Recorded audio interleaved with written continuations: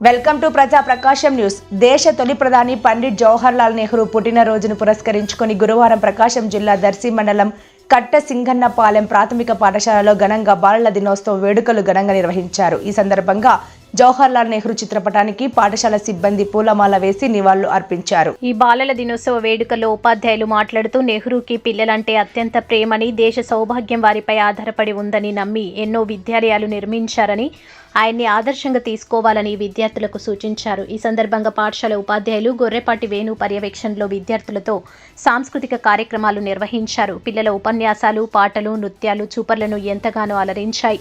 విద్యార్థులతో నెహ్రూ వేషధారణ చాలా బాగుంది. ఈ కార్యక్రమంలో ఉపాధ్యాయులు గొర్రెపాటి వేణు, సయ్యద్, శుభాని, సిహెచ్, హైమావతి, అంగన్వాడీ టీచర్ వెంకటరమణ తదితరులు పాల్గొన్నారు.